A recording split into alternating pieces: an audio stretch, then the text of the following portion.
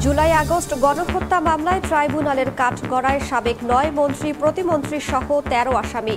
শেখ হাসিনার বিরুদ্ধে ১ মাসের মধ্যে তদন্ত শেষ করার নির্দেশ।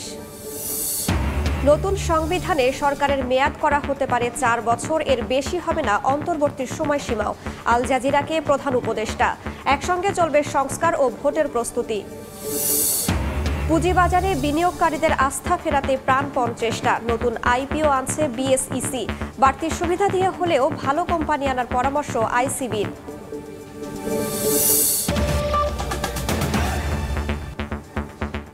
সময় সংবাদের সঙ্গে আছি আমি রাইসা জান্নাত। আগস্টে গণহত্যা মামলায় ক্ষমতাচ্যুত আওয়ামী লীগ সরকারের সাবেক ৯ মন্ত্রী সহ ১৩ আসামিকে আন্তর্জাতিক অপরাধ ট্রাইব্যুনালে হাজির করা হয়েছে। আনুষ্ঠানিকভাবে গ্রেফতার দেখানো হয়েছে তাদের। আন্তর্জাতিক অপরাধ ট্রাইব্যুনালের চেয়ারম্যান বিচারপতি মোহাম্মদ গোলাম মর্তুজা মজুমদারের নেতৃত্বে ৩ সদস্যের বেঞ্চে আসামিদের হাজির করা হয়। ট্রাইব্যুনালের অপর ২ সদস্য হলেন বিচারপতি মোহাম্মদ শফিউল আলম মাহমুদ ও বিচারক মোহাম্মদ মহিতুল হক এনাম চৌধুরী। এ সময় ১ মাসের মধ্যে শেখ হাসিনার বিরুদ্ধে তদন্ত শেষ করার নির্দেশ দেওয়া হয়। হাজির করা আসামিরা হলেন আনিসুল হক, শাহজাহান খান, গোলাম দস্তগীর গাজী, কামাল আহমেদ মজুমদার, ফারুক খান, দীপুমণি, রাশেদ খান মেনন, হাসানুল হক ইনু, জুনাইদ আহমেদ পলক, সালমান এফ রহমান, তৌফিক ই ইলাহি চৌধুরী, এইচ.এম. শামসুদ্দিন চৌধুরী মানিক ও জাহাঙ্গীর আলম।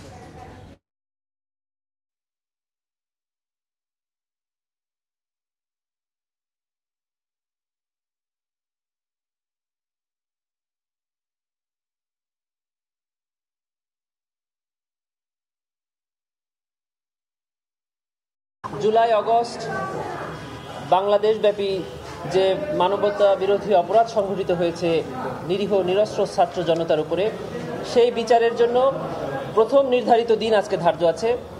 আজকে এই ট্রাইব্যুনালে যে মামলাগুলো নির্ধারণে কজ লিস্টে আছে তার মধ্যে ১৪ জন আসামি ইতিমধ্যে অন্যান্য মামলায় কারাগারে গ্রেফতার হয়ে আটক আছে। তাদের ব্যাপারে আজকে তদন্ত প্রতিবেদনের অগ্রগতি জমা দেওয়ার জন্য দিন ধার্য আছে। ২৪-এর গণঅভ্যুত্থানের যে নায়কেরা ছিল সেই সমস্ত শহীদ পরিবারের সকল সদস্যের প্রতিনিধিত্ব করছি। আমি প্রত্যাশা করছি আজকে ন্যায় বিচার প্রতিষ্ঠিত হবে এবং বাংলার মানুষ দেখতে পারবে যে অন্যায় জুলুম করে কেউ টিকে থাকতে পারেনি, আওয়ামী লীগের মতো রেজিমও টিকতে পারেনি। সুতরাং ভবিষ্যতেও যারা এ ধরনের অন্যায় অত্যাচার জুলুম করবে তাদের জন্য আজকের দিনটি একটি শিক্ষা। এই মুহূর্তে আন্তর্জাতিক অপরাধ ট্রাইব্যুনালে আছেন রিপোর্টার আলামিন তুষার। সরাসরি যাচ্ছি তার কাছে। জুলাই আগস্ট যে গণহত্যা তার যে বিচারিক প্রক্রিয়া সেটা কিন্তু আজকে এই অপরাধ ট্রাইব্যুনালের মাধ্যমে কিন্তু আসলে পুরোপুরিভাবে শুরু হয়ে গেছে এবং এখন পর্যন্ত আমরা যেটুকু জানতে পেরেছি দেশের ভেতর থেকে যে প্রধানমন্ত্রী সাবেক যিনি ছিলেন শেখ হাসিনা, তার বিরুদ্ধে যে তদন্ত প্রতিবেদন সেটা আগামী ১ মাসের মধ্যেই কিন্তু ট্রাইব্যুনাল আসলে চেয়েছে যে এই ১ মাসের মধ্যে কিন্তু সেই তদন্ত প্রতিবেদন জমা দিতে হবে। এবং যারা আসলে এসেছেন, যেই ১৩ জন এসেছেন তারা প্রত্যেকেই কিন্তু বিভিন্ন সময়ে ৯ জন মন্ত্রী ছিলেন এবং ২ জন উপদেষ্টা ছিলেন, এছাড়াও সচিব ছিলেন এবং আগামী বুধবারেও কিন্তু আসলে আরও ৬ জনকে বিভিন্ন যারা প্রশাসনিক কর্মকর্তা ছিলেন তাদেরকে কিন্তু আনা হবে। এই মুহূর্তে এজলাসের ভেতরে আমাদের সহকর্মী কিছুক্ষণ আগে বেরিয়ে আসলেন আফজাল হোসেন। তিনি আসলে আরও বিস্তারিত আমাদেরকে জানাতে পারবেন যে ভেতরের আসলে যে বিচারিক প্রক্রিয়া সেখানটাই কি হচ্ছে না হচ্ছে। না, ভেতরে আজকে ১১টার দিকে কোর্ট বসেছে, ৩ জন বিচারপতি বসলেন। এরপরে চিফ প্রসিকিউটর তিনি একটি প্রারম্ভিক বক্তব্য দিলেন এবং এই আসামিদেরকে কেন গ্রেফতার করা হয়েছে বা কেন এই মামলায় গ্রেফতার দেখানো হলো সেটি নিয়ে একটি বিশদ বিবরণ দিয়েছেন যে আওয়ামী লীগের গত ১৬ বছরে যে অন্যায়গুলো হয়েছে, অর্থ পাচার থেকে শুরু করে পিলখানার বিডিআর হত্যাকাণ্ড থেকে শুরু করে শাপলা চত্বরের যে গণহত্যা বলা হচ্ছে প্রসিকিউশনের তরফ থেকে, সেগুলো তুলে ধরা হয়েছে। যে কথা উল্লেখ করা হয়েছে, গুমের কথা বলা হয়েছে যে বহু মানুষকে তারা গুম করেছেন, বিরোধী মত হলেই তাদেরকে গুম করা হতো, এই ধরনের একটা পটভূমি তুলে ধরলেন। তুলে ধরার পরে যেটি এই মামলাটির পটভূমি তুলে ধরলেন হচ্ছেন শেখ হাসিনার মামলায় এবং আদালত জানতে চাইলেন যে শেখ হাসিনা আসলে এখন কোথায়। তখন চিফ প্রসিকিউটর বললেন যে শেখ হাসিনা এখন ভারতে পালিয়ে আছেন, এমন তথ্যই আইনশৃঙ্খলা বাহিনী তাকে দিয়েছে। তখন আদালত বললেন যে তাহলে তাকে গ্রেফতারের অগ্রগতিটা কি হবে। তখন চিফ প্রসিকিউটর বললেন যে ইন্টারপোলের মাধ্যমে রেড নোটিশ জারির জন্য একটি পদক্ষেপ তারা নিয়েছেন। এরই মধ্যে পুলিশ মহাপরিদর্শকের কাছে ব্যবস্থা নিতে একটি চিঠি দিয়েছেন। পুলিশ মহাপরিদর্শক দপ্তর থেকে সেটি ইন্টারপোলের কাছে পাঠানো হচ্ছে, সেটি এখনও প্রক্রিয়াধীন রয়েছে। আর যেহেতু ভারতের সাথে বন্দি প্রত্যার্পণ চুক্তি রয়েছে, সেই চুক্তির আলোকেও শেখ হাসিনাকে ফিরিয়ে আনা যায় কিনা সে বিষয়ে সরকার ভাবছে বা সরকার সিদ্ধান্ত খুব শীঘ্রই নেবে, এমনটি কিন্তু বলেছেন। পরে শেখ হাসিনার বিরুদ্ধে যে অভিযোগ তদন্ত হচ্ছে জুলাই আগস্টের গণহত্যার, এটি আসলে 1 মাসের মধ্যে শেষ করতে বলেছেন এবং পরবর্তী দিন ধার্য করা হয়েছে 17 ডিসেম্বর। 17 ডিসেম্বরের মধ্যে শেখ হাসিনার বিরুদ্ধে তদন্ত শেষ করার নির্দেশ দিয়েছেন। আর বাকি যে 13 জন আজকে যাদেরকে হাজির করা হয়েছে সেই বিষয়ে শুনানি হয়েছে এবং সেই শুনানিটি চলছে এখনও। কিছুক্ষণের মধ্যে সেটির আদেশ দিবেন বলে আমরা জানতে পেরেছি। এবং যেহেতু আজকে আদালতের প্রশ্ন ছিল যেই 13 জনকে আনা হয়েছে এই 13 জনের বিরুদ্ধে আসলে অভিযোগটা কি, তখন চিফ প্রসিকিউটর একটি অভিযোগ পড়ে শুনিয়েছেন এবং তিনি বলেছেন যে তারা আসলে সুপিরিয়র কমান্ড রেসপন্সিবিলিটি অর্থাৎ নেতৃত্বের দায়, তারা হত্যা গুম এগুলোর নির্দেশ দিয়েছেন বা হুকুম দিয়েছেন, তাদের কথা মতো পুলিশ নির্বিচারে গুলি চালিয়েছে, দলীয় ক্যাডার বাহিনী নির্বিচারে ছাত্র জনতার উপর হামলে পড়েছে। এই ধরনের যে সুপিরিয়র কমান্ড রেসপন্সিবিলিটির জায়গা থেকে তারা অভিযুক্ত, তাদের বিরুদ্ধে অনেক অপরাধের প্রাথমিক প্রমাণ তথ্য মিলেছে, আরও তদন্ত চলছে। একই সঙ্গে তারা যে এই জুলাই আগস্টের আন্দোলন চলাকালীন সময় মন্ত্রী হিসেবে যে ধরনের বক্তব্যগুলো দিয়েছেন, বক্তব্য দেওয়ার কারণে তারা উস্কানি দিয়েছেন এই যে ছাত্র জনতার উপর নির্বিচারে গুলি চালানোর জন্য। যেমনটা আসলে জানছিলাম আমাদের সহকর্মীর কাছ থেকে, এবং আমরা দেখছি যে আইনজীবীরা আসলে আস্তে আস্তে বের হতে শুরু করেছেন, অর্থাৎ কিছুক্ষণের মধ্যেই ভেতরে পুরো ব্রিফিংটা আসলে আমরা আইনজীবীর মুখে জানতে পারবো। তো আমরা যখনই জানতে পারবো তখনই আমাদের দর্শকদের আমরা জানিয়ে দেব। এই ছিল এখান থেকে আমার কাছে সবশেষ তথ্য। আন্তর্জাতিক অপরাধ ট্রাইব্যুনাল থেকে সরাসরি যুক্ত হয়েছিলেন সহকর্মী আল আমিন তুষার। নতুন সংবিধানে সরকারের মেয়াদ 4 বছর করা হতে পারে বলে জানিয়েছেন প্রধান উপদেষ্টা ডক্টর মোহাম্মদ ইউনূস।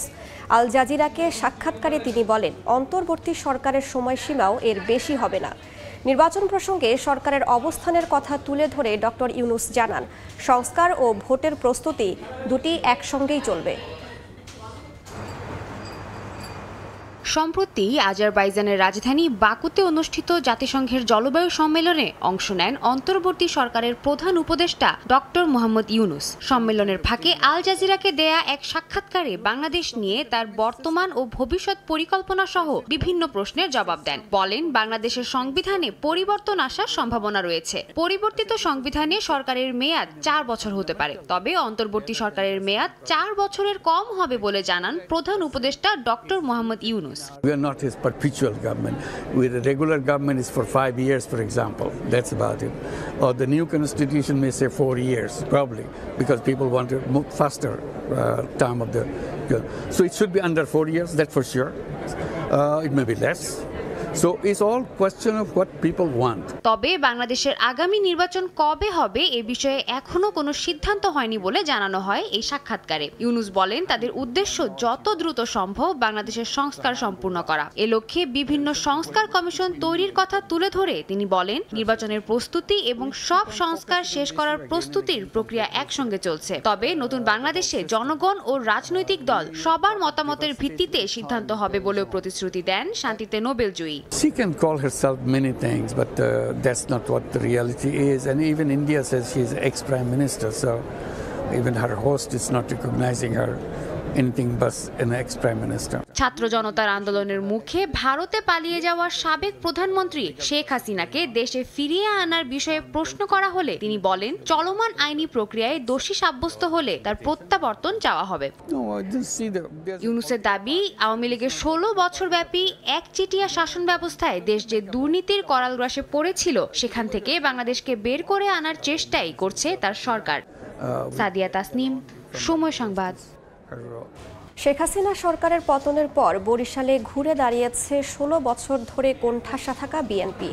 কেন্দ্রের নির্দেশে দলকে ঢেলে সাজাতে ব্যস্ত তৃণমূলের নেতারা জোর দিচ্ছেন অভ্যন্তরীণ কোন্দল কাটিয়ে গণতান্ত্রিক রাষ্ট্র বিনির্মাণে। দ্রুত সময়ের মধ্যে জেলা, উপজেলা, ইউনিয়ন কমিটি পূর্ণাঙ্গ ও হালনাগাদ করে জাতীয় নির্বাচনের দিকেই মনোযোগী তারা। বিস্তারিত অপূর্ব অপর রিপোর্টে। গত ১৬ বছর ধরে ক্ষমতাসীন আওয়ামী লীগের বিরোধী মত দমনের মিশনে হামলা মামলায় জর্জরিত ছিল বিএনপি, যার প্রভাব পড়ে বরিশালেও দলটির তৃণমূলে। তবে ৫ আগস্ট ছাত্র জনতার অভ্যুত্থানে শেখ হাসিনার পতনের পর যেন প্রাণ ফেরে বিএনপি ও এর অঙ্গ সংগঠনগুলোতে। এত বছর কিছুটা ঢিলেঢালা পালন হলেও বরিশাল বিভাগের ৬ জেলাতেই সর্বত্র এখন দলটির কর্মসূচি হচ্ছে বৃহৎ পরিসরে। আমাদের উপরে যত বাধা আসছে না, তত আমরা বেশি উজ্জীবিত হয়েছি, বেশি আমরা ঐক্যবদ্ধ হয়েছি। যেভাবে আমরা শান্তি শৃঙ্খলা বজায় রেখে কাজ করছি, সেটা একটা দৃষ্টান্ত। হামলা মামলায় অনেক নেতারাই বছরের পর বছর নিজ এলাকায় আসতে পারেননি। এখন তারা মাঠ গুছিয়ে নিজেদের অবস্থান জানান দেওয়ার পাশাপাশি দলকেও শক্তিশালী করে রাষ্ট্র ক্ষমতায় নেয়ার মিশন নিয়ে কাজ করছেন। 14 বছর পরে আসছি, মানুষ ঠিকই ভুলে নাই এবং মানুষ বিশ্বাস করেছে আমি তাদের নেতা। বরিশাল বিভাগের ৬ জেলার বেশিরভাগ স্থানেই আহ্বায়ক কমিটি হয়নি পূর্ণাঙ্গ। ছাত্রদল, যুবদল, স্বেচ্ছাসেবক দল সহ সহযোগী সংগঠনের কমিটিও হালনাগাদ নেই। আওয়ামী লীগের প্যানেল থেকে নির্বাচিত যারা উপজেলা চেয়ারম্যান, পৌরসভার মেয়র, তাদেরকে অনেক বড় বড় নেতা নিজেরাই আমাদের দলের বিভিন্ন মিটিংও নিয়ে যাচ্ছেন, যেটা অত্যন্ত দুর্ভাগ্যজনক। তারা কষ্ট করেছেন, জেল খেটেছেন, মামলা আসামি হয়েছেন, তারাই এই দালাল এবং যারা পার্টির মধ্যে এখন ঢুকে বড় বিএনপি হওয়ার চেষ্টা করছে, তাদেরকে হটিয়ে দেওয়ার দায়িত্ব হচ্ছে আমাদের তৃণমূলের। ২০০১ সালে সংসদ নির্বাচনে বরিশালের ২১টি আসনের মধ্যে সর্বোচ্চ ১৯টিতে এবং ২০০৮ সালে সারা দেশে আওয়ামী লীগের জয় জয়কারের মধ্যেও বরিশালে ২টি সংসদীয় আসনে জয়লাভ করে বিএনপি। অপূর্ব অপু, সময় সংবাদ, বরিশাল। আন্তর্জাতিক অপরাধ ট্রাইব্যুনালে কথা বলছেন চিফ প্রসিকিউটর তাজুল ইসলাম। সরাসরি যাচ্ছে সেখানে। দিনের জন্য একটা বড় লেসন হবে বলে আমরা মনে করি। আজকে এই আন্তর্জাতিক অপরাধ ট্রাইব্যুনালে বিগত সরকারের আমলের ১৩ জন ক্ষমতাশালী ব্যক্তিকে হাজির করা হয়েছিল, যাদের বিরুদ্ধে জুলাই এবং আগস্টের যে মানবতা বিরোধী অপরাধ, গণহত্যা এবং অন্যান্য অপরাধ যেগুলো আন্তর্জাতিক আইনের অপরাধ, সেগুলো সংগঠনের দায়ে তাদেরকে উপস্থিত করা হয়েছিল। আজকে আদালতে আমরা এই অপরাধ সংগঠনের পেছনের যে পটভূমি আছে সেটা ব্যাখ্যা করেছি কিভাবে 2009 সাল থেকে ক্রমান্বয়ে একটা রাষ্ট্রযন্ত্রকে ক্রমান্বয়ে ব্যবহারের মাধ্যমে সমস্ত রাষ্ট্রীয় প্রতিষ্ঠানগুলোকে রাজনীতিকরণ, দলীয়করণ, পারিবারিকীকরণের মাধ্যমে একটা নিপীড়ক সংস্থায় পরিণত করেছিল। একটা রিপাবলিক, ডেমোক্রেটিক রিপাবলিক, সেইটাকে কিভাবে একটা নিপীড়ক এবং ফ্যাসিবাদী নিপীড়নকারী সরকারে পরিণত করা হয়েছিল, সেই স্টোরি পটভূমি আমরা তুলে ধরেছি। যেই পটভূমিতে একটা রাষ্ট্র ক্রমান্বয়ে জনগণকে বিভিন্ন সময় হত্যা করে, আমরা বলেছি পিলখানা হত্যাকাণ্ডের মাধ্যমে প্রতিরক্ষা ব্যবস্থাকে ধ্বংস করা হয়েছে, শাপলা চত্বরে সাধারণ মানুষকে হত্যা করার মাধ্যমে প্রতিবাদী জনতাকে স্তব্ধ করা হয়েছে, ডিজিটাল সিকিউরিটি অ্যাক্টের মাধ্যমে মানুষের বাকস্বাধীনতা, অন্যায় এবং নিপীড়নের বিরুদ্ধে যে ভয়েস জনগণের, সেটাকে রুদ্ধ করা হয়েছে। এইভাবে একের পর এক গণতান্ত্রিক প্রতিষ্ঠানগুলো ধ্বংস করেছে, নির্বাচন ব্যবস্থাকে ধ্বংস করেছে, শুধুমাত্র একজন ব্যক্তি বা তার পরিবারকে ক্ষমতায় রাখার উদ্দেশ্যে। এটা একটা রাষ্ট্রের যে চেতনা, সেইটার বিরুদ্ধে তারা অবস্থান নিয়েছিলেন এবং সেটা করতে গিয়ে আজকে প্রধান আসামি ছিলেন শেখ হাসিনা। শুধুমাত্র তাকে রক্ষা করা এবং তাকে ক্ষমতা রাখার জন্য এই অপরাধগুলো সংগঠিত হয়েছে এবং এই সমস্ত অপরাধের সবচাইতে বড় দায় হচ্ছে শেখ হাসিনার এবং তার নির্দেশে তাকে ক্ষমতায় রাখার উদ্দেশ্য বাস্তবায়নের জন্য আজকে বাকি যে 13 জনকে উপস্থিত করা হয়েছিল, তারা ক্যাবিনেটের সদস্য হিসাবে সরকার দলের বিভিন্ন দায়িত্বশীল পদে অধিষ্ঠিত থেকে, কেউ সরকারের আমলাতন্ত্রের মধ্যে যখন স্বরাষ্ট্র সচিব ছিলেন তারা, এমপি ছিলেন, 14 দলীয় জোটের নেতা ছিলেন, রাজনৈতিক সহকর্মী ছিলেন, তারা সবাই মিলে এই অপরাধগুলো সংগঠন করেছেন নৃশংসভাবে। 2000-এর মতো 1500-এর অধিক ছাত্র তরুণ জনতাকে হত্যা করেছেন, 25,000-এর বেশি মানুষকে আহত করেছেন। গোটা বাংলাদেশ জুড়ে নৃশংসতা চালানো হয়েছে, সিভিলিয়ানদেরকে নিষ্ঠুরতম পন্থায় হত্যা করা হয়েছে। হত্যার পরে তাদের লাশ দাফনে বাধা দেওয়া হয়েছে, আহতদের চিকিৎসা করতে বাধা দেওয়া হয়েছে, লাশকে পুড়িয়ে দেওয়া হয়েছে, দাফন করতে দেওয়া হয় না, গোপনে দাফন করতে বাধ্য করা হয়েছে। হসপিটালে চিকিৎসার পরে মৃত্যুবরণকারীদের ডেথ সার্টিফিকেটে পোস্টমর্টম করতে দেওয়া হয়নি, ডেথ সার্টিফিকেটে লিখতে দেওয়া হয়নি যে গানশট ইঞ্জুরিতে মারা গেছে। এই ধরনের অপরাধ সংগঠন তারা করেছেন, তারা আজকে উপস্থিত করা হয়েছিল। আমরা যেটা আদালতের কাছে জানিয়েছি যে এই অপরাধ একই সাথে সারা বাংলাদেশে 56,000 বর্গমাইল জুড়ে একদম ব্যাপক ভিত্তিক মাত্রায় সংগঠিত হয়েছে এবং টার্গেটেড ওয়েতে পারসিকিউশন করা হয়েছে। এইটার তদন্ত সমাপ্ত করে বিচারের উপযোগী একটা রিপোর্ট দাখিলের জন্য আমাদের একটা যুক্তিসঙ্গত সময় দরকার। আমরা 2 মাস সময় চেয়েছিলাম, আদালত আজকে 1 মাস সময় মঞ্জুর করেছেন। 1 মাস পরে আবার এই রিপোর্ট দাখিলের জন্য থাকবে, সেদিন হয়তো আসামিদেরকে নিয়ে আসা হবে এবং আমরা আশা করছি খুব দ্রুতই এই রিপোর্ট আমরা তদন্তের সংস্থার কাছ থেকে পেয়ে যাব এবং মামলাটি তখন আনুষ্ঠানিক বিচারের জন্য তার যাত্রা শুরু করবে।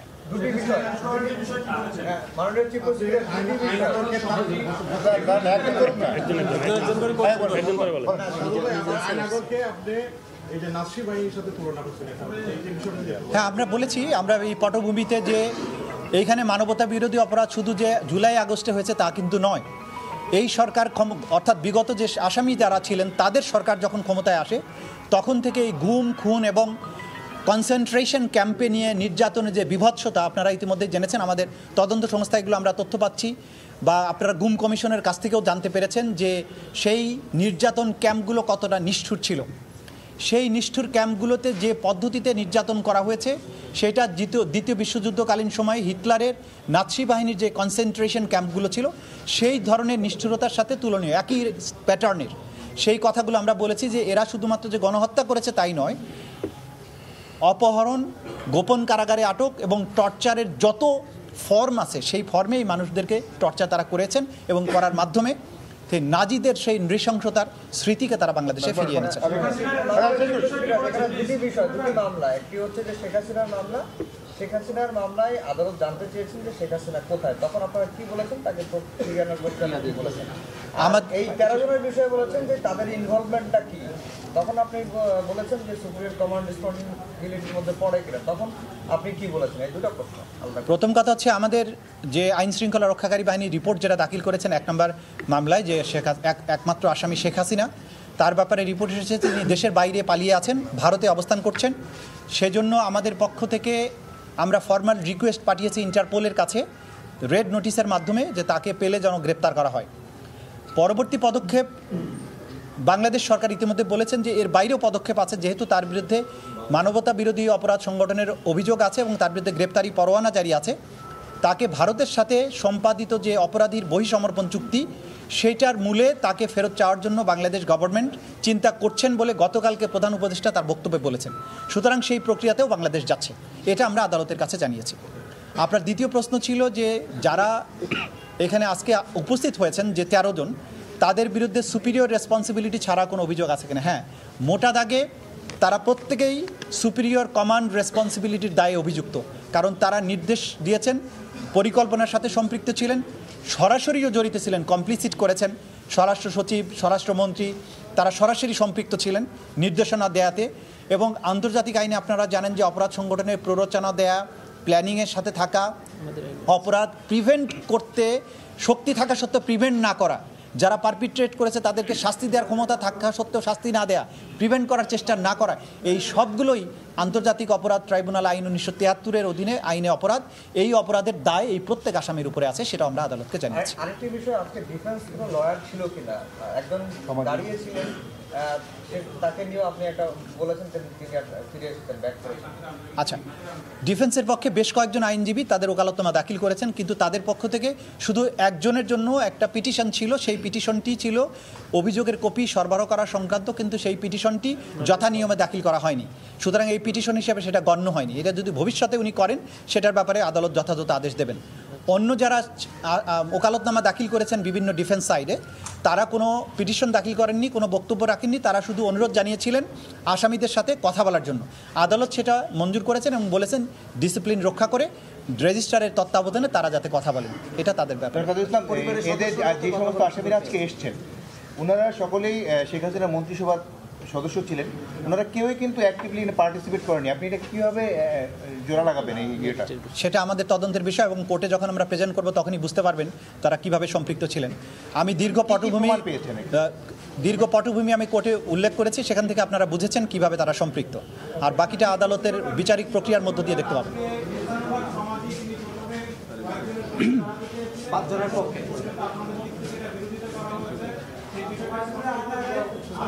না, এটার ব্যাপারে আমরা জবাব দিতে চাই না। এটা কোর্টের মধ্যে বলেছি, আপনারা জানেন যে উনি তো নিজের থেকেই নিজেকে প্রত্যাহার করেছেন।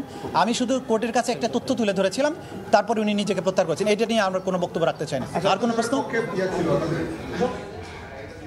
আন্তর্জাতিক অপরাধ ট্রাইব্যুনালে কথা বলছেন চিফ প্রসিকিউটর তাজুল ইসলাম। আমরা সরাসরি যুক্ত ছিলাম সেখানে।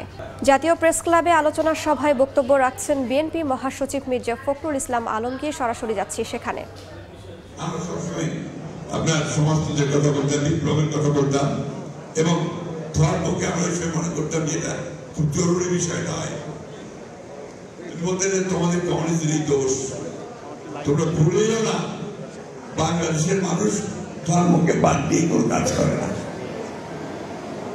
যেটা সত্য বাস্তব। এই কারণে তিনি পরে বললেন ধর্ম কর্ম সমাজতন্ত্র, ধর্ম কর্ম এবং সমাজতন্ত্র, এই যে বিষয়গুলো, এই বিষয়গুলো আজকে রাজনীতির সঙ্গে একে আপনাকে মিলিয়ে নিতে হবে। তো যাই হোক, সেই কথা পরে তো মৌলানা পাকিস্তান আন্দোলন করেছেন, পাকিস্তান হয়েছে, কখনো তিনি চিফ মিনিস্টার বা গভর্নর এগুলোর পদ নেন না। পাকিস্তান হওয়ার পরে যখন আপনার আইয়ুব খান হয়, তখন আপনার কায়দা পরেই আপনার পাকিস্তান শাসক গোষ্ঠী তারা তৎকালীন পুরো পাকিস্তানের উপরে সেই বৈষম্যমূলক আচরণ করতে শুরু করলো। এখন তো আপনার বৈষম্য শুনছেন আপনারা, তখনই আমরা বৈষম্য শুনেছি যে পাকিস্তান পূর্ব পাকিস্তানের মানুষের উপর বৈষম্য চাপিয়ে দিচ্ছে, তাদেরকে চাকরি দেওয়া হয় না ঠিক মতো, তাদের পড়াতে দেওয়া হয় না, উন্নতি হয় না। এগুলোর বিরুদ্ধে আন্দোলন শুরু হবে।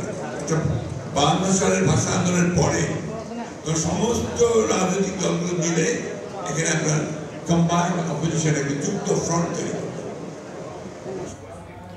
জাতীয় প্রেস ক্লাবে বক্তব্য রাখছেন বিএনপি মহাসচিব মির্জা ফখরুল ইসলাম আলমগীর। আমরা সরাসরি যুক্ত ছিলাম সেখানে। আর বাণিজ্যের খবর।